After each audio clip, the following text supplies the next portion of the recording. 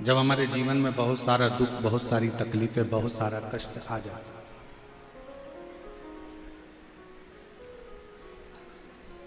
Accident हो गया, तब किसी ब्राह्मण देवता ने कहा कि महामृत्युंजय के पाठ कराओ, शिव की शरण में भेजा।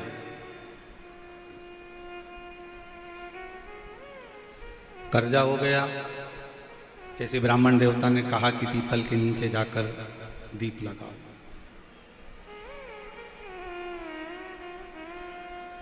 बहुत तकलीफें जब बढ़ गईं, बहुत दुख जब बढ़ गया, तब फिर भेजा कि जाकर शंकर के मंदिर में दही चढ़ाओ या दूध चढ़ाओ।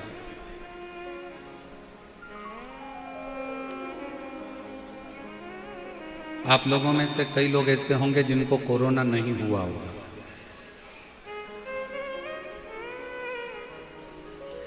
कितने लोग हैं जिनको कोरोना नहीं हुआ था? नहीं हुआ था ना? हाँ, रखिए। अब एक बात बताओ, आपको कोरोना नहीं हुआ, उसके बाद भी वैक्सीन लगवाया कि नहीं लगवाया? लगवाया ना? क्यों लगवाया? कि मान लो वैक्सीन अगर लगवा लेंगे तो ये कोरोना का असर अपने ऊपर नहीं होगा।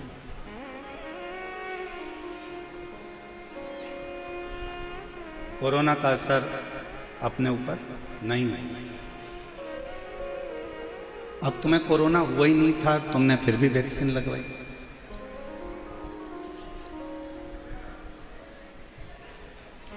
चेचक हुआ नहीं, फिर भी चेचक का टीका लगवाया। पैरालिसिस नहीं हुआ, फिर भी पोलियो की 2 बूंद दवा पी। क्यों? किस लिए? कि अगर हमने आज अगर वैक्सीन लगवा लिया तो हमको आगे चलकर कभी भी अगर कोरोना का लक्षण आता भी है तो हम बच सकते। पोलियो की 2 बूंद इसलिए पी कि कभी जिंदगी में अगर ये लक्षण आता भी है तो पोलियो की दवाई से वो ठीक हो जाए।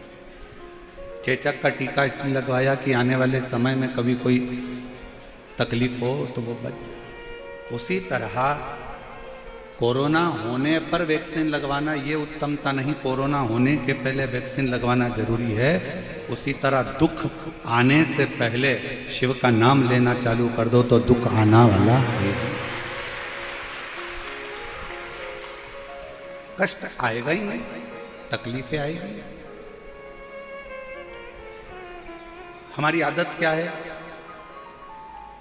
जब बहुत नज़दीक में कोई आता है, बहुत नज़दीक में बीमारी बढ़ जाती है, बहुत नज़दीक में तकलीफ आती है, तब हम लोग भागते हैं। और बचपन खेल में खोया, जवानी नींद भर सोया, बुढ़ापा देख कर रोया, सिराने मौत हंसती है। हमारा बचपन चले गया, जवानी चली गई, अधेड़ी चली गई, आया बुढ़ापा, तब हमको उस ईश्वर की याद आ गई।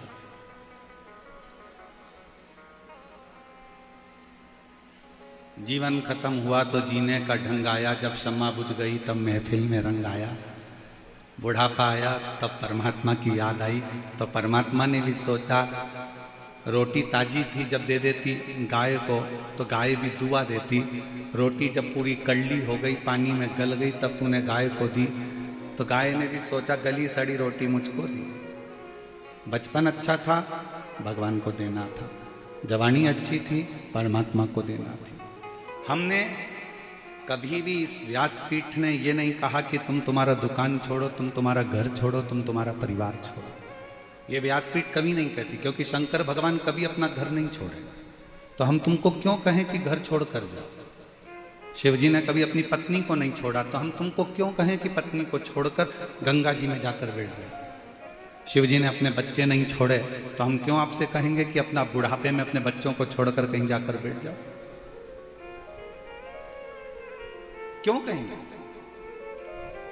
शिव जी का परिवार ये कहता है कि अपने नज़दीक में अपनी पत्नी को भी रखो, अपने नज़दीक में अपने बच्चों को भी रखो, अपने नज़दीक में अपने परिवार को भी रखो, और उन सबको रखकर भी अपनी साधना में तल्लीन रहो, अपनी भक्ति में तल्लीन रहो। इसमें भेद नहीं होना चाहिए।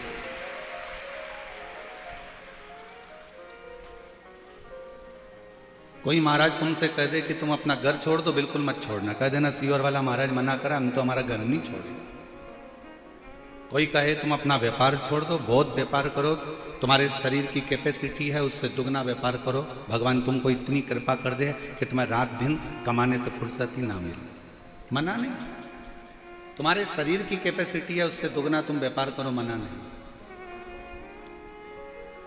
अच्छा कमाओ,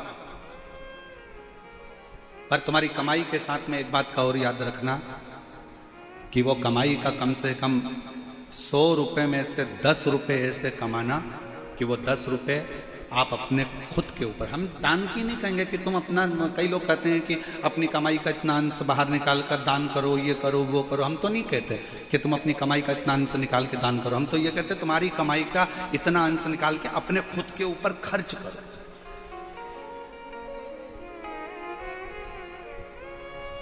सास ने अपनी रकम खुद के लिए नहीं बनवाई, सास ने जो भी हार बनवाया, जो भी पाटली बनवाई, ये सोच के बनवाई कि मेरी बहू के चढ़ावे में चढ़ा दूंगा। सास ने साड़ी ली तो ये सोच कर ली मैं मेरी बेटी को दे दूंगा। एक माँ ने अपना जो भी सामग्री ली वो अपनी बहू और बेटी के लिए सोच कर ली। एक पिता ने जो भी बनाया वो अपने बेटों के लिए, अपनी बहुओं के लिए, अपनी बेटी के लिए, अपने दामाद के लिए बनाया। आपने अपने लिए क्या करा? खूब कमाओ।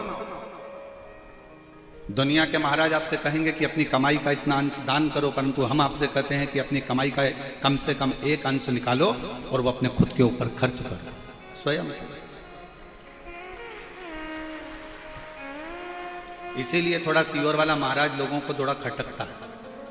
उसके खटकने का कारण ये क्योंकि वो सीख ऐसी देता है। अब लोग कहते हैं कि अपनी कमाई का एक अंश निकाल कर दान करना, और हम कहते हैं कि अपनी कमाई का थोड़ा सा भाग निकाल कर अपने ऊपर खर्च करना,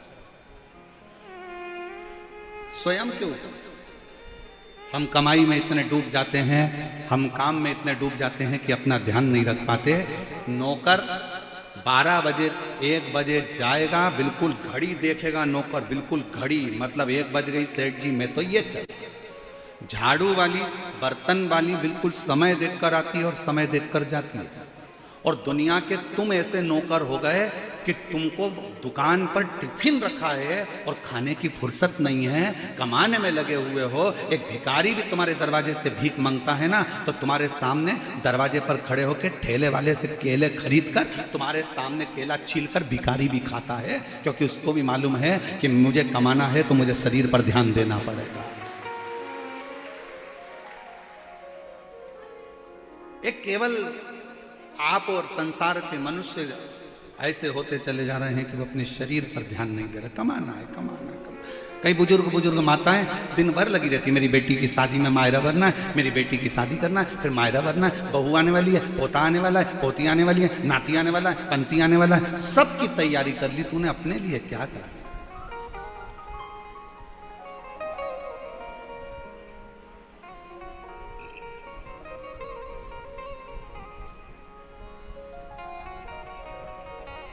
स्वयं के लिए क्या करें?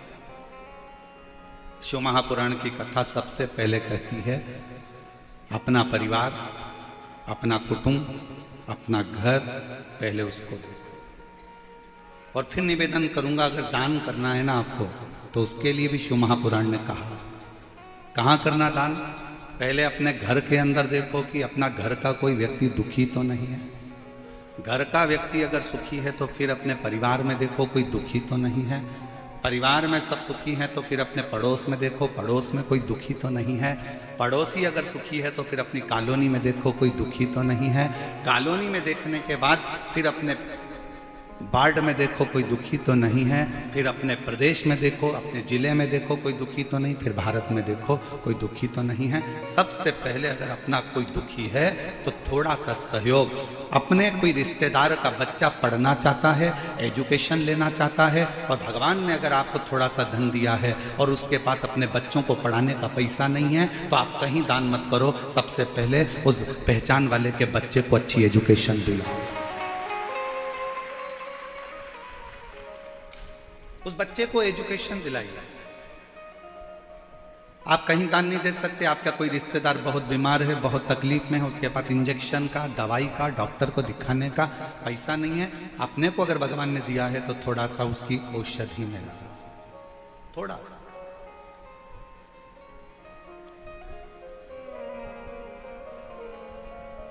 सर्वे भवन्तु सुखी। थोड़ा कहते हैं लोग किसी और वाला महाराज थोड़ा उल्टा चलता है, ठीक है, दुनिया गाली देती रहेगी, दुनिया अपशब्द कहती रहेगी, और अपनी एक लाइन अपन हमेशा अगर आपको बोलते हैं तो अपने ऊपर भी अमल करते हैं, क्या किसको रोइए और चादर तान के सोइए, आग लगे बस्ती में अपन मस्ती। दुनिया कितना भी बखाड़ा करे, कोई कहे महाराज ने ऐसा बोल दिया, कोई के महाराज ने वैसा बोल दिया, कोई के ऐसा हो गया, कोई के वैसा हो गया, अपन तो ऐसे जोरदार जूड़ा मुड़ा बांध के और धागे से ऐसा ऐसा करवा करवा के पेंटिंग पेंटिंग कर क्या कर।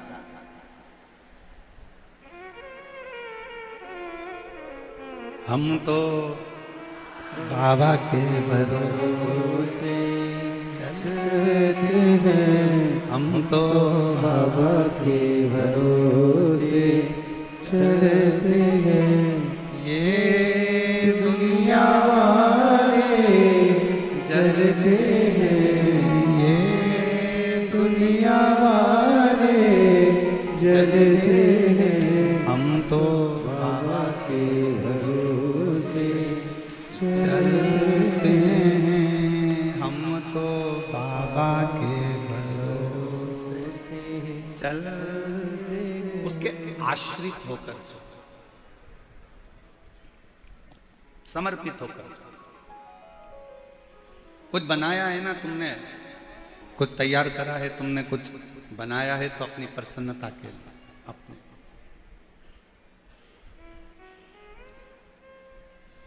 स्वयं।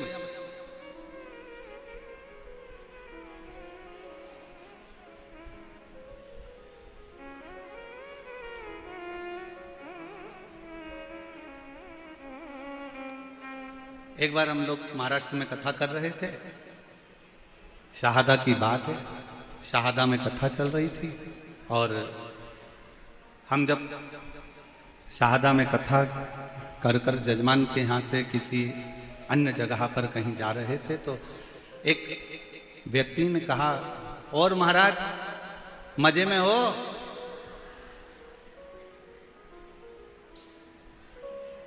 उसने आवाज लगा कर कहा, और महाराज मजे में हो?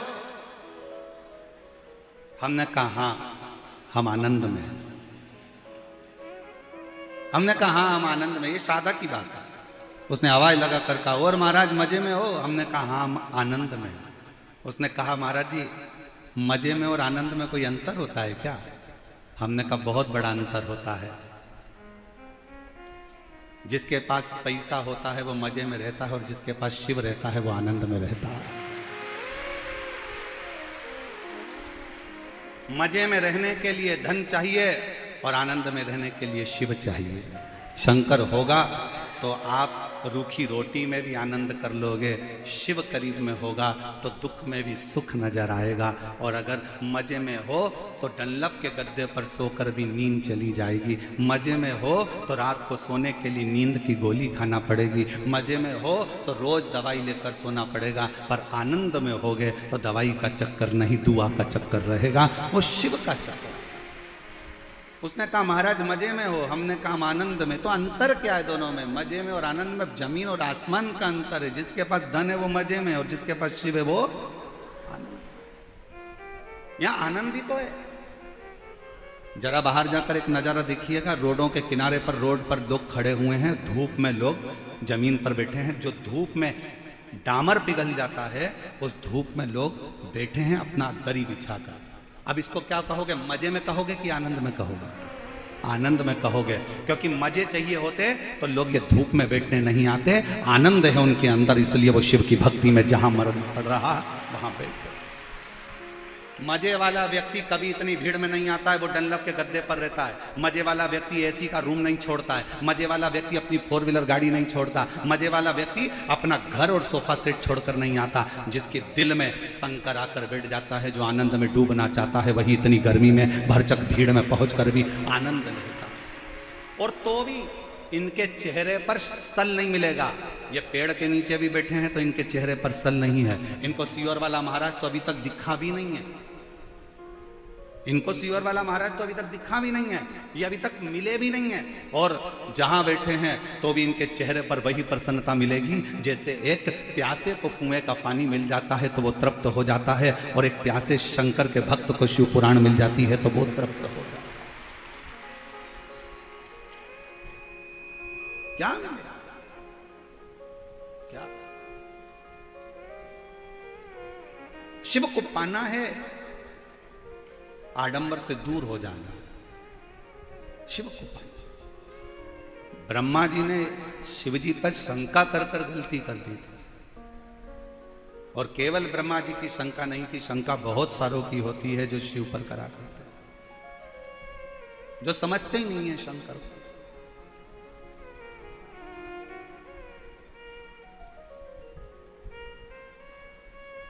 जो शिव को पहचान ही नहीं पाते। क्या रखा है एक लोटा जल में? क्या रखा है एक लोटा जल में? लोटा लोटा लोटा लोटा चिल्लाते रहते हो गुरुजी, एक लोटा जल सारी समस्या का। अरे भाई, ये इतने पत्र जो भरे पड़े हैं हम तो पढ़ भी नहीं पाते हैं भाई। 4-5 पत्र कुल टोटल पढ़ने में आते हैं, और बाकी के पत्र सब यहीं की यहीं धरे रह जाते हैं। क्या रखा है शिव कथा?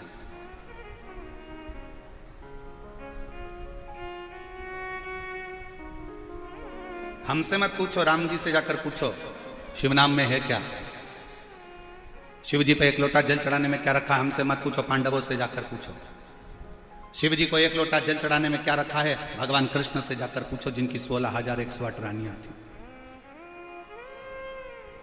क्या है एक लोटा जल में? 16,108 रानियां होने पर भी भगवान कृष्ण के घर में संतान नहीं हुई। गर्गाचार्य बाबा जी को बुलाकर पूछा कि औलाद कैसे होगी? कहा एक एक रानी के साथ 11-11 दिन तक शंकर का अभिषेक करो। एक एक रानी के साथ में भगवान कृष्ण ने 11-11 दिन तक शिव जी का अभिषेक करा। शंकर भगवान ने प्रकट होकर वर दे दिया कि तुम्हारी एक एक रानी से 11-11 संतान होगी। 10 छोरा 1 छोरी, 11-11 संतान 16,108 रानियों से हुई। 1,77,186 बच्चे भगवान कृष्ण के जन्म लिए शिव की कृपा से। हमसे मत पूछो कि शिव कथा में क्या रखा है, शंकर को एक लोटे जल में क्या रखा। राम जी से पूछो, जो तैयारी कर कर गए थे लंका पर विजय प्राप्त करने के लिए, पर लंका के दरवाजे पर पहुंचने से पहले समुद्र के किनारे पर समझ गए इस लंका में जाना कठिन है, क्योंकि ये शंकर की लंका है, ये शिव की दी हुई लंका है। ये लंका अधिपति रावण जो शंकर की आराधना में डूबा रहता है, जो उस रावण की लंका है, इसके अंदर जाना सरल बात नहीं है। किसी के घर में और किसी के दिल में घुसना कठिन बात होता है। घर में भी घुसना कठिन है और दिल में भी घुसना कठिन है, और लंका तो शिव का है, इसमें जाना कठिन है। फिर आखिरी में भगवान राम जी ने रामेश्वर धाम की स्थापना करी, पूजन करी, अर्चना करी, आराधना करी, विनती करी, तब जाकर वहां से विनय प्राप्त कर कर, वर प्राप्त कर कर लंका पर चढ़ाई करी। फिर लंका की ओर सेतु बांध कर। कोई पूछे शिव के एक लोटे जल में क्या है? कोई पूछे भगवान शंकर के नाम में क्या है? शंका मत करो शिव की भक्ति में, कभी शंका मत करो, कभी नहीं।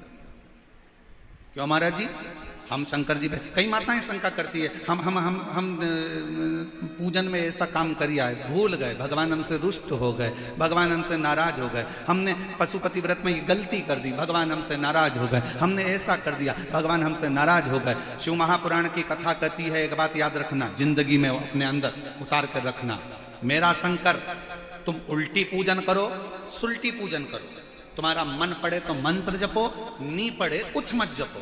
तुम जो जपोगे, जैसी पूजन करोगे, मेरा शंकर वैसा स्वीकार कर लेता है। अभिमन्यु का चरित्र शिव महापुराण की कथा में आता है कि एक बालक अभिमन्यु, जिसको कुछ नहीं मालूम था, एक दिन क्या करा उसने, कितना सरल भाषा है। छोटा सा बच्चा अभिमन्यु, मात्र 5 वर्ष का अभिमन्यु, और दौड़ते दौड़ते जाता है और जाकर एक छोटा सा पत्थर उठा कर लिया आता है। अभिमन्यु एक पत्थर उठा लाया और अभिमन्यु पत्थर उठाकर लाया। उस पत्थर को उसने एक जगह पर रख लिया। क्या करता है, अभिमन्यु छोटा सा 5 साल का बच्चा दौड़ता दौड़ता जाता है, अंदर से पानी भरकर ला रहा था तो मैया ने चिल्ला दिया, कहां पानी लेकर जा रहा है। पानी का लोटा वहीं छोड़ दिया, अपना कपड़ा गीला करा, जिस वस्त्र को पहना था उसी को गीला कर लिया। गीला करके उसको लाके पत्थर पर निचोड़ रहा है अभिमन्यु, पत्थर पर निचोड़ रहा है।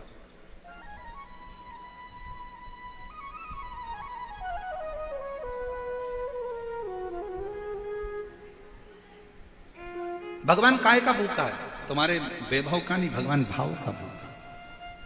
बोलो मेरी जीजियों और मेरे जीजाओं, आपके घर में छोटे छोटे बच्चे हैं, जम के तो बोलो जरा। और अगर बच्चे बड़े हो गए हों तो उनके छोटेपन का स्मरण करिएगा। आपकी बेटी, आपका छोटा सा बेटा, आपकी छोटी सी बेटी, उसके पास में इतना सा प्लास्टिक का गैस का चूल्हा, इतनी सी उसके पास में भगोनी तवेल, इतना सा उसके पास में चम्मच, इतने इतने से उसके पास में प्लास्टिक के कप, इतना छोटा सा फ्रिज, इतनी छोटी सी कूलर, इतना छोटा सा कुकर। बोलो देखे कि नहीं देखे, जम के तो बोलो जरा सब देखे। बच्चे जब पूरा व्यवस्था जमा कर बैठते हैं, इतने में पापा आ जाते हैं और बेटी दौड़ कर आती है छोटा सा कप लेकर, छोटा सा प्लास्टिक का कप, उसके अंदर कुछ भी नहीं है, और आकर कहती पापा चाय। पापा को मालूम है इसमें चाय नहीं है, पर पापा उससे चाय का कप लेते हैं, गोदी में बिठाते हैं, पीते हैं। कैसी लगी? पापा कहते बहुत बढ़िया, बहुत बढ़िया। और लाऊं, छोटी सी बच्ची 2 चोटी बंदी लहंगा पहनी दौड़ कर गई, फिर लेकर आ गई। पापा केतली में, इतनी सी केतली, उसमें से कूड़ती है, लो। थोड़ी देर बाद मम्मी आ गई, मम्मी मैं तुम्हारे लिए रोटी लाती हूँ, और इतनी सी प्लेट प्लास्टिक की, उसमें लो मम्मी रोटी खाओ। मम्मी रोटी खाती, मम्मी को मालूम इसमें रोटी नहीं है, पर बेटी जब भाव से खिला रही होती है तो वो असली की रोटी भी उसके आगे फीकी पड़ जाती है और भाव की रोटी उसके आगे प्रबल हो जाती है। भगवान ऐसा ही है, माता पिता भाव का भोजन पाते हैं तो उनको खुशी होती है कि मेरी बेटी ने चाय पिलाई, मेरी बेटी ने मुझे खाना खिलाया, मेरी बेटी ने मुझे कुकर में से सब्जी निकाल कर खिलाई। उसी तरह अब अभिमन्यु 5 वर्ष का है, अपना कपड़ा गीला कर कर उस पाषाण पर, उस पत्थर पर जो रखा हुआ है उस पर निचोड़ रहा, निचोड़।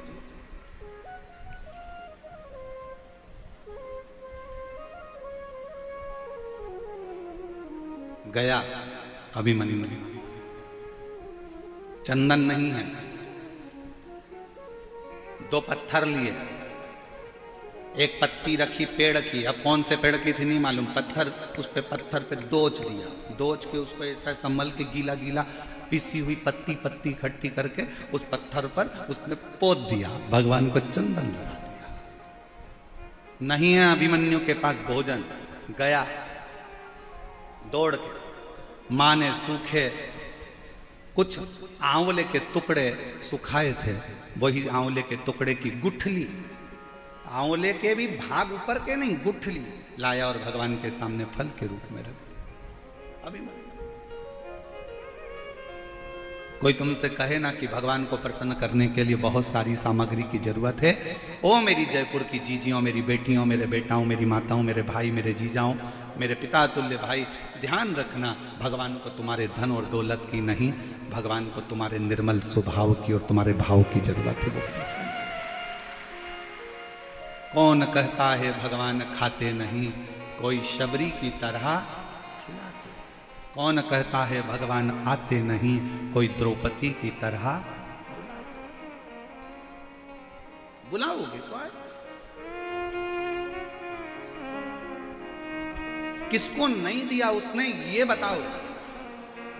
ए मेरी जीजियों, संसार का कोई मानव अगर तुम्हारे पास में आकर कह दे कि भगवान शंकर ने मुझको नहीं दिया या मुझको नहीं दिया या मुझको नहीं दिया, सब झूठ है। जो एक बार शिव महापुराण की कथा को दिल से सुनता है, एक बार कहीं मौका मिल जाए और पंडाल में बैठकर कथा का रस तत्व ग्रहण करता है, ये निश्चित है शंकर उसकी झोली 3 महीने में भरता जरूर है।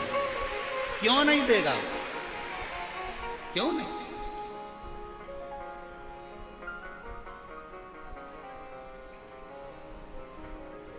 अभिमन्यु ने लाया आंवले के अंदर का जो बीजा दुनिया फेंक देती है, वो लाकर अभिमन्यु ने भोग लगा दिया। उसके पास में दिया भी नहीं है, बुझा हुआ दिया मिट्टी का लाकर बुझे हुए दिए से ही आरती कर रहा, और भगवान शंकर प्रसन्न हो जाता। चंचुला देवी ने कौन सा पुण्य करा था? एक पापी की पत्नी थी चंचुला देवी, जिसका पति बिंदुक प्रेत योनि में पड़ा हुआ था। अच्छा कर्म नहीं करा था बिंदुक ने रत्ती भर भी, पर चंचुला देवी उसकी पत्नी थी,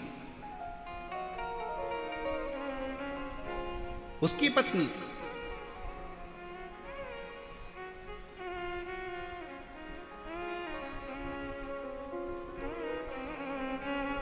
अब किसी ने एक बात पूछी थी, इस कथा में तो नहीं पूछी है, पर पूर्व की कथाओं में, जसपुर वाली कथा में किसी ने पूछा था कि चंचुला देवी अच्छी थी, उसका पति प्रेत योनि में पड़ा, बेकार था, वो ब्राह्मण होकर भी उसने बेकार कर्म करा था, पर उसका पति जो लाता था वो चंचुला देवी खाती होगी तो वो भी तो पापी कहलाएगी, पाप कर्म में तो लिप्त हो। सावधान इंडिया, सावधानी से सुने जरा, शिव महापुराण की कथा को बड़े विशेषता में श्रवण करना। अगर पत्नी का एक नाम होता है पत्नी और दूसरा नाम होता है धर्म पत्नी। पत्नी वो होती है जो पति को पतन के रास्ते पर ले जाती है, पत्नी वो होती है जो पति को सिनेमा घर ले जाती है, पत्नी वो होती है जो पति को मायके ले जाती है, पत्नी वो होती है जो पति को घूमने ले जाती है, और पत्नी वो होती है जो पति को घुमाने फिराने ले जाती है, और धर्म पत्नी वो होती है जो पति को सत्संग में लेकर जाती है, धर्म पत्नी वो होती है जो पति को भगवान के दरवाजे तक लेकर जाती है। पत्नी और धर्म पत्नी में जमीन और आसमान का अंतर है, बहुत लंबा अंतर।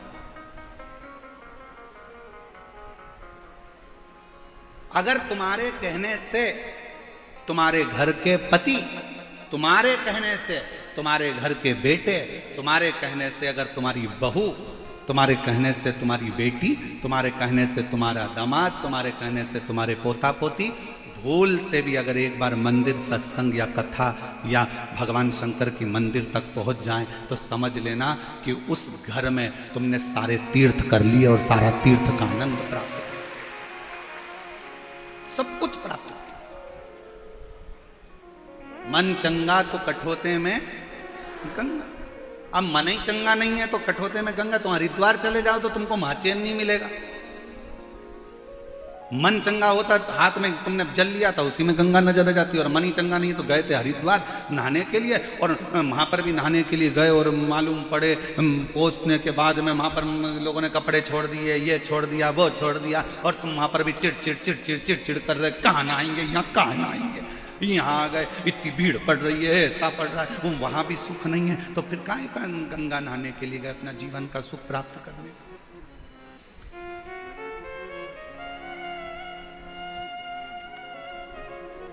लोग कहते हैं चंचुला पति कमाता था, पाप कर्म करता था, उसका अंश धर्मपत्नी खाती थी, तो इसको भी पापी की गिनती में रखा जाए। बोलो रे भाई, तुम्हारा क्या कहना है?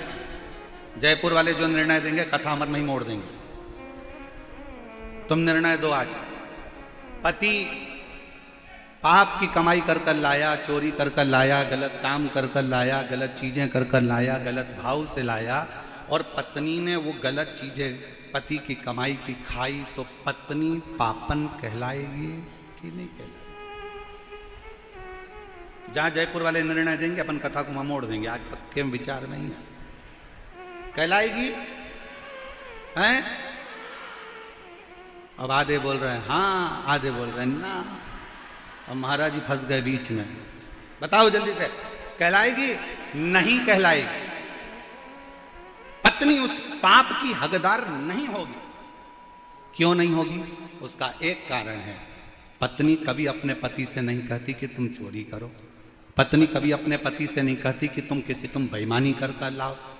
पत्नी कभी, पूरे दुनिया की कोई पत्नी अपने पति से नहीं कहती। हाँ, कोई पर नारी के चक्कर में अगर पति पड़ा है तो वो पर नारी जरूर कहेगी तुम डाका डाल के लाओ चाहे चोरी करके लाओ, पर मुझे लाकर सोने के हार दो, मुझे लाकर मोबाइल दो, मुझे लाकर कुछ भी दो, तुम डाका डालो चाहे कुछ भी करो चाहे चोरी करो, पर मुझे लाकर दो।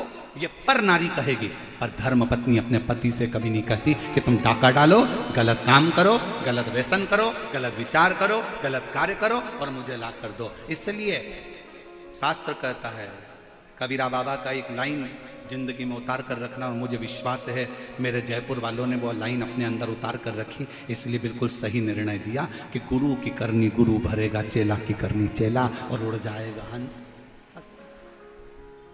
जयपुर वालों ने बहुत स्मरण से उत्तर दिया, बिल्कुल सही उत्तर। क्यों? दुकान पर बैठकर झूठ तुमने बोला, छल तुमने करा, बेईमानी तुमने करी, कपट तुमने करा, जो कुछ करना था दुकान पर बैठकर तुमने करा, ऑफिस में तुमने करा, तुमने ऑफिस में बैठकर झूठ बोला, कपट करा, बेईमानी करी, छल करा, दुकान पर बैठकर, फैक्ट्री में बैठकर तुमने करा। पत्नी ने नहीं, बच्चों ने नहीं। तुम पत्नी को ब्याह कर लाए हो तो पत्नी का पेट भरने की जवाबदारी ना ससुर की होती है ना सास की होती है। पत्नी का पेट भरने की जवाबदारी ना ननंद की होती है ना नंदोई की होती है। पत्नी का पेट भरने की जवाबदारी ना देवर की होती है ना देवरानी की होती है। पत्नी के पेट भरने की जवाबदारी ना जेठ की होती है ना जेठानी की होती है। पत्नी के पेट भरने की जवाबदारी केवल पति की होती है, पति की होती है। तुम किसी पर आश्रित होकर लेकर नहीं आए, तुम्हारी जवाबदारी।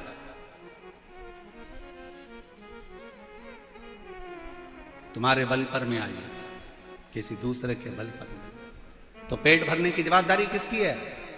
पति। बच्चे हुए हैं तो उनका भरण पोषण करने की जवाबदारी किसकी है? जम के बोलो, पति की।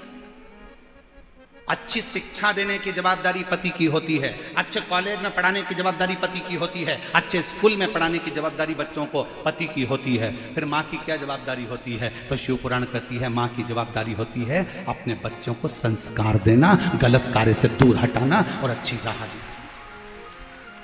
ये माँ की जवाबदारी है।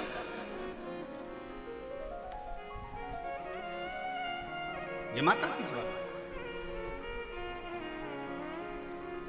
चंचूला को पाप नहीं लगेगा। पत्नी ने कभी नहीं कहा कि तुम चोरी कर लेकर आओ। गुरु की करनी गुरु भरेगा, चेला की करनी चेला। तुमने झूठ बोला, तुमने बेईमानी करी, तुमने प्रपंच करा, तो ऊपर भी कर्म का भोग तुम्हें ही भोगना।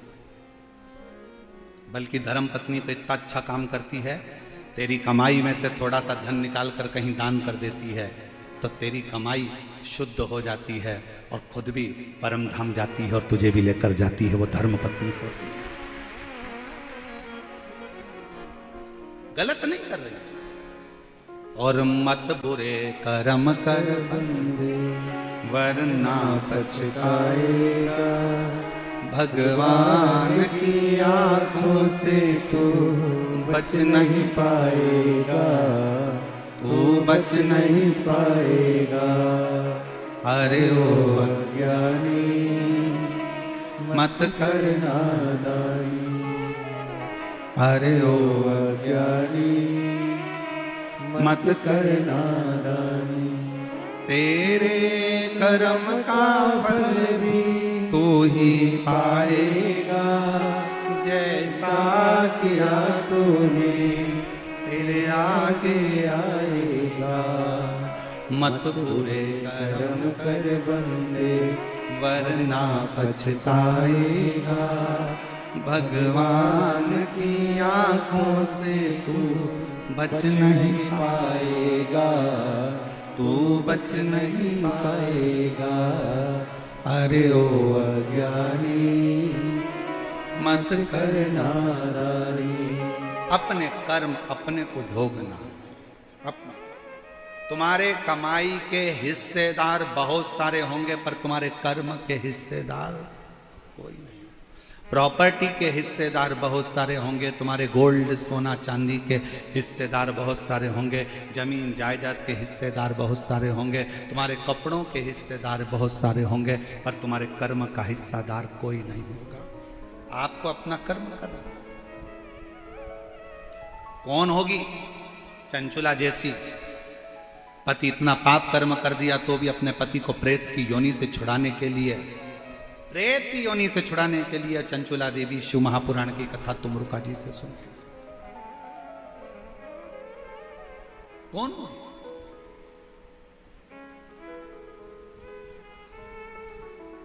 पति कहता है मेरी पत्नी मुझसे प्यार नहीं करती,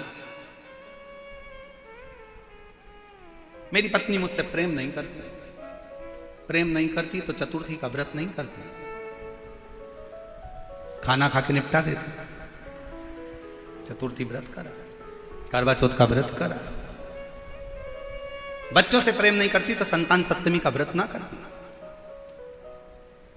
एक नारी का पूरा जीवन खुद के लिए कुछ भी नहीं है।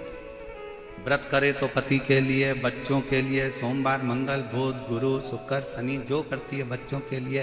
शरीर में बीमारी होने के बाद भी खड़ी होकर प्लेटफॉर्म पर भोजन बनाती रहती है, रसोई घर में बुखार है तो भी बच्चों का टिफिन बनाना पड़ेगा। सवेरे बच्चे भूखे चले जाएंगे, पति ऑफिस क्या लेकर जाएगा? बेचारी अपने लिए क्या जीती है, क्या जीती? और उसके बाद भी उसकी जिंदगी में क्या प्राप्त होता है? केवल ताने, अपशब्द, अपशब्द। चंचुला देवी से तुमरुका जी ने कहा था, सुन चंचुला, तेरा पति प्रेत योनि में पड़ा है, उसको पड़े रहने दे, क्योंकि उसने बेकार कर्म करा है। उसको क्यों मुक्त कराना चाहती है? जो तेरा ध्यान नहीं दिया, पर स्त्री में लगा दिया, एक वेश्या का संग पकड़ लिया, रानी का हार चुरा के ले आया और रानी का हार भी ले जाकर देने लगा तो उस वेश्या को देने लगा। तेरे घर का जितना धन था वो वेश्या को ले जाकर दे दिया। वेश्या के बच्चों को पालता रहा और खुद के बच्चों को नहीं पाला। तू ऐसे पति के लिए शिवपुराण की कथा सुन रही है? ऐसे पति के लिए? चंचुला, तेरी बुद्धि मारी गई है, तेरा विवेक कहां चले गया चंचुला? चंचुला कहती है, वो फिर वो एक लाइन याद कर लो, वो ऐसी टेढ़ी चोटी वाली बाई की। कौन सा गाना था वो? भला है बुरा है जैसा भी है मेरा पति मेरा दिलदार। वो टेढ़ी चोटी वाली बाई फिल्म में गाई यही गाना, फिर याद करो। कहा तुमरुका जी ने, ये तेरा पति तो प्रेत है, गलत योनि में पड़ा, और तू उसके लिए कथा करा रही, उसके लिए। चंचुला देवी का शब्द अगर आप सुनोगे ना शिव महापुराण की कथा का, मैं तो कहूंगा पूरे जयपुर वालों के भाग्य हैं जो आपको ईसर गोरा शिव पुराण की कथा मिली है। यह संवाद, और इस कथा को केवल यही नहीं, 272 देश इस कथा को सुन रहे हैं। 272 देश इस कथा को सुन रहे हैं और प्रत्येक देश से इस कथा को सुनने की ललकता थी। जो कथा चंचुला देवी का चरित्र जनमानस को मालूम पड़ रहा, ईसर गोरा कथा से। चंचुला, तेरे पति के लिए जो प्रेत योनि में पड़ गया, गलत काम कर गया, गलत कृत्य कर गया, तेरे बच्चों पर ध्यान नहीं दिया, वेश्या के बच्चों पर ध्यान दिया, तुझे कभी धन ना दिया, वेश्या का घर पूर दिया, तेरे सौंदर्य के लिए कुछ ना लाया, वेश्या के सौंदर्य के लिए सब कुछ दिया, तेरा मकान तक नहीं बना पाया तो टूटे झोपड़े में रहती रही, किराए के मकान में रहती रही, और तेरी वो वेश्या का वेश्यालय बना दिया, और तू उसके लिए शिव पुराण की कथा सुन रही, उसके लिए। चंचुला कहती है,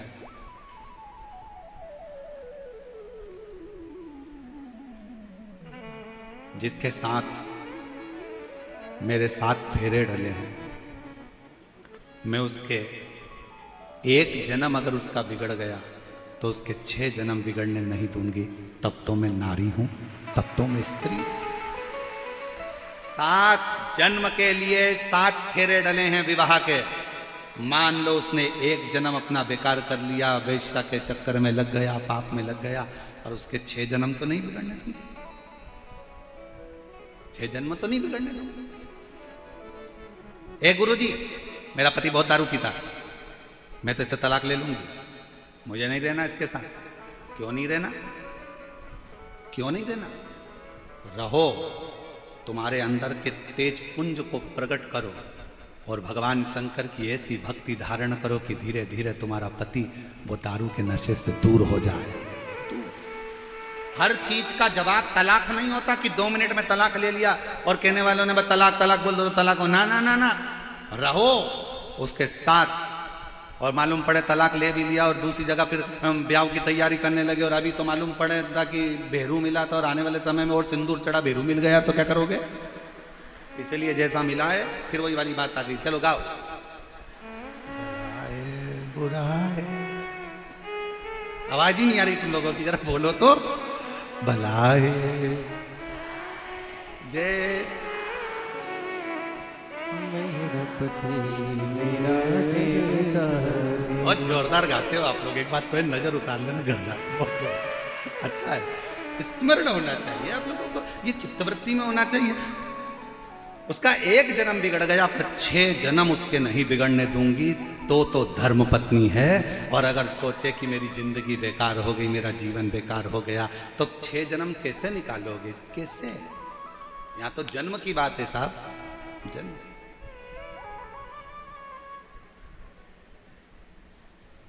और फिर याद रखो, हर जन्म में पत्नी मिलेगी, हर जन्म में पति मिलेगा, हर जन्म में बच्चे भी मिलेंगे, हर जन्म में तुमको भोजन भी मिलेगा। कुत्ता बन गए तो भी खाने को मिलेगा, चींटी बन गए तो भी खाने को मिलेगा, झिंगुर बन गए तो भी खाने को मिलेगा, मछली बन गए तो भी खाने को मिलेगा, पक्षी बन गए तो भी खाने को मिलेगा। प्रत्येक जन्म में तुम्हें सब कुछ मिलेगा, पर प्रत्येक जन्म में शिव महापुराण की कथा नहीं मिलेगी। ये केवल एक मनुष्य जन्म में प्राप्त होती है, जिसमें हम अध्ययन कर सकते हैं, हम स्मरण कर सकते हैं, हम उतार सकते हैं। चंचुला के प्रश्न भारी थे, भारी। शिव कथा कर रही है, भगवान शंकर का संवाद कर रहा है। शिव महापुराण की कथा कहती है कि आनंद में रहने के लिए तुम्हें धन की नहीं, विश्वास की जरूरत पड़ती है, भरोसे की जरूरत। जब आप लोग 21 मई से 27 मई तक निरंकारी मैदान दिल्ली में जो शिव महापुराण की कथा होगी, उसको जब आप श्रवण करोगे, तो दिल्ली से जब आप उस कथा को निरंकारी मैदान दिल्ली से जब सुनोगे 21 मई से 27 मई तक, तो उस कथा का स्मरण में आप देखेंगे कि पांडवों का जितना भरोसा कृष्ण पर था, पांडवों का उससे अधिक भरोसा शिव पर था, भगवान शंकर पर। और भरोसा ही तो होना चाहिए। एक पत्र है, अच्छा,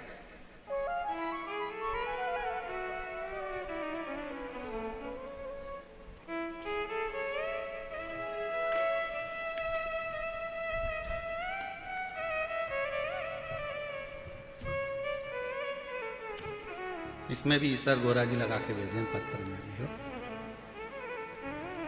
आनंद कंवर, पता है सोडाला, रामनगर वेद विला, डी कॉलोनी, जयपुर। मेरा मोबाइल नंबर ये है।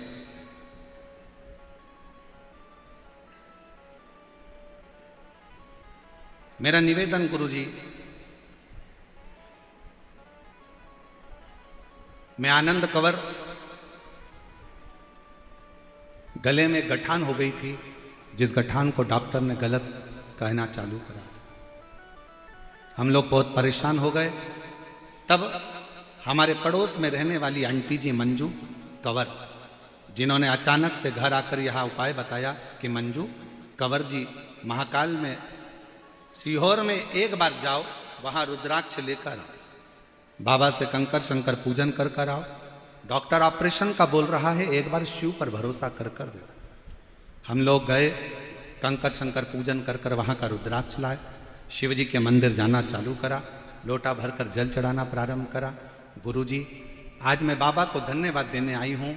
डॉक्टर ने तो गले में जो गठान हुई थी उसका ऑपरेशन का बोला था, पर मेरे बाबा ने, पत्र को आप लोग एलईडी पर पढ़ सकते हैं, मेरे बाबा ने 15 दिन के भीतर गांठ व दर्द को समाप्त कर दिया और गठान भी पूरी मेरी 15 दिन के अंदर समाप्त। 15 दिन के गठान कहीं बैठे हो तो एक बेलपत्र लेने के लिए आ सकते। शिव भक्ति किसको कहते हैं? भगवान शंकर का एक पत्र है, अच्छा है।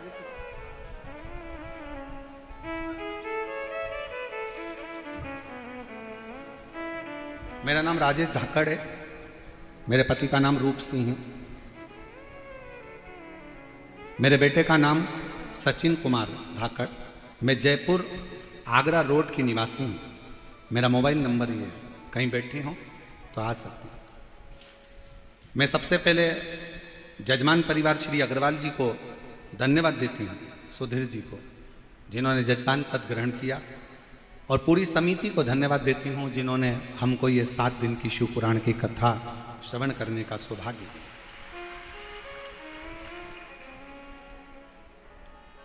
जयपुर के अंदर कुबेर भंडारी की कृपा से ये कथा का लाभ मिल रहा है। गुरुदेव, मेरा बेटा सचिन 6 साल से नीट की तैयारी कर रहा था, पर 6 साल से नीट की तैयारी करता पर उसका सिलेक्शन नहीं हो पा रहा, जिसकी वजह से मेरा बेटा पूर्ण तरह से हार चुका, धीरे धीरे डिप्रेशन की ओर जाना चाहता गया। मैंने अपने बेटे से, एक माँ से अपने बच्चे का दर्द नहीं देखा जाता, मैंने अपने बच्चे से कहा कि क्यों चिंता करता है, एक बार शिव महापुराण की कथा सुनना प्रारंभ कर। बच्चे को जब डिप्रेशन की ओर देखा तो बच्चे को कथा में लगाया, उसका मन लगा, डिप्रेशन से बाहर निकला। उसने कहा, मम्मी मैं पशुपतिनाथ का व्रत कर लूं? मैंने कहा बिल्कुल कर।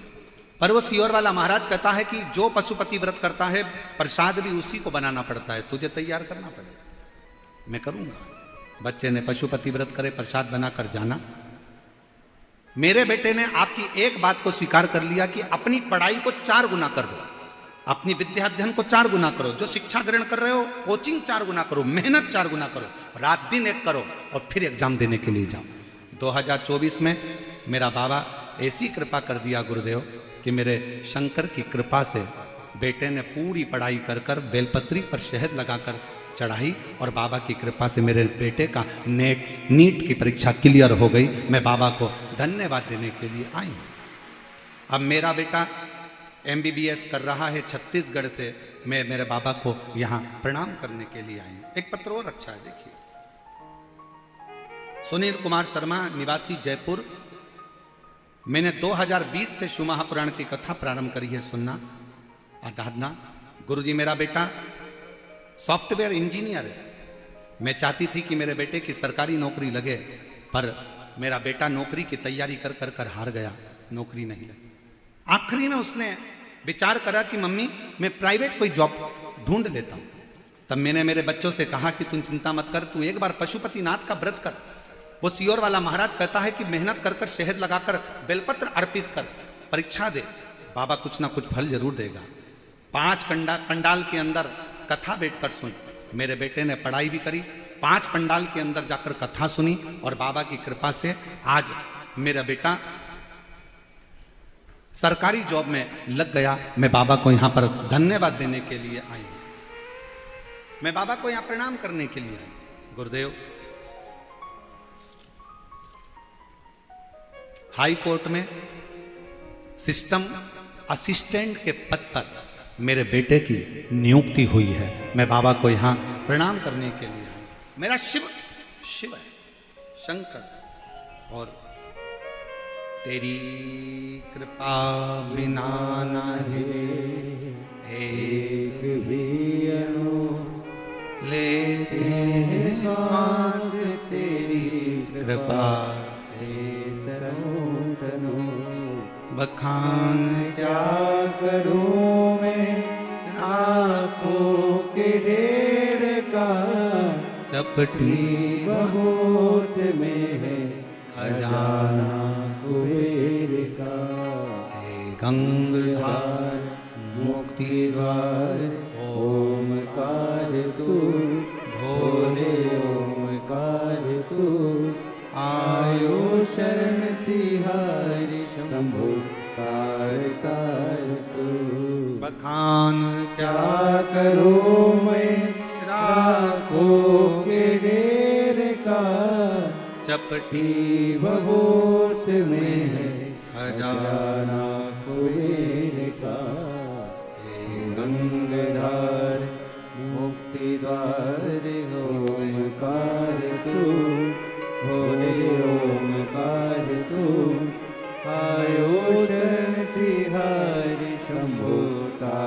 गले में गांठ थी, डॉक्टर ऑपरेशन का कह दिया था, गलत बातें बोल रहा था कि ये कुछ गलत है, पर बाबा की कृपा से पूरी गठान भी गल गई और दर्द भी बंद हो गया। डॉक्टर ने ऑपरेशन करने से मना कर दिया और शिव की कृपा से स्वस्थ।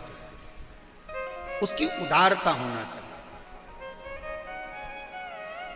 उसकी उदारता। आप अगर भरोसा पक्का रख सकते हो, एक बात बताएं, ध्यान रखिएगा, पैसा रखने के लिए बहुत सारे बैंक हैं,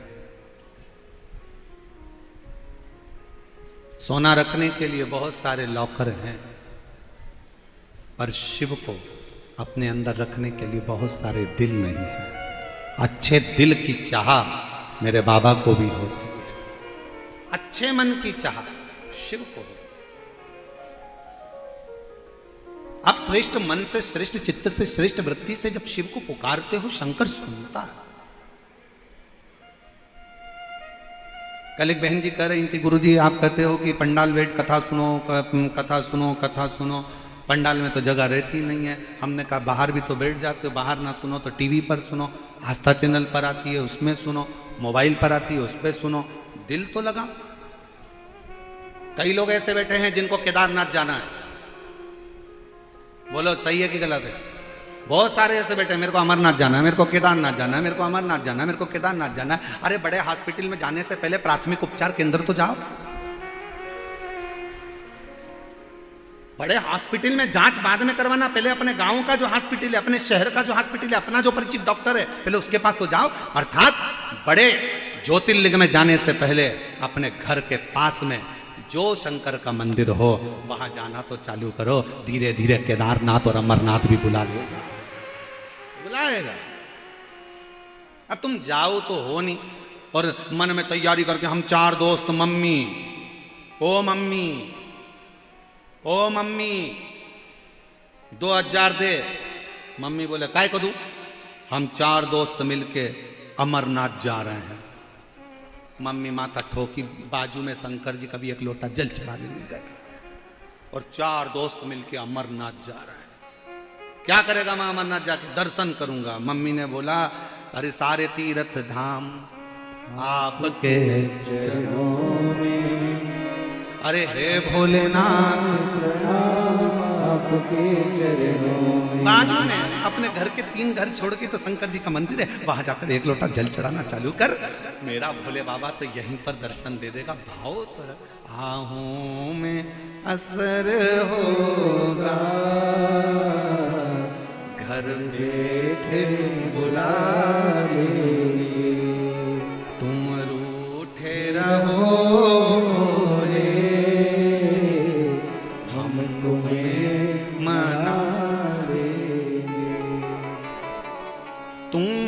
कहते हो भोले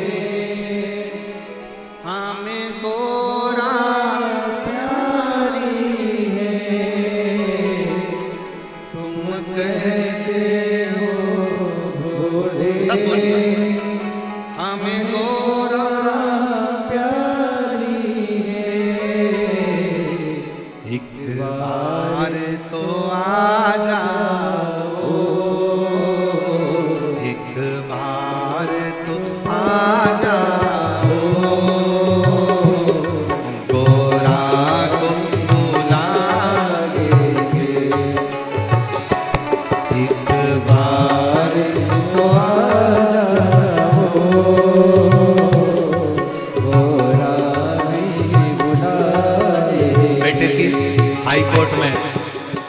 बहुत सुंदर पद पर प्रतिष्ठित हुआ है।